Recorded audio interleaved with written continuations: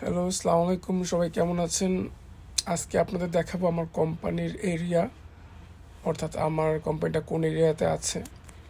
কোরিয়াতে বেশিরভাগ কোম্পানিগুলোই গ্রাম এরিয়াতে হয়, কারণ গ্রামের দিকে জমির দাম অনেক কম, এবং জমির দাম কম থাকার কারণে একটু বড় স্পেস নিয়ে কোম্পানি তৈরি করা যায়। তো শহরের দিকেও কোম্পানি আছে, বাট বেশিরভাগ কোম্পানিগুলোই হচ্ছে গ্রামের দিকে হয়।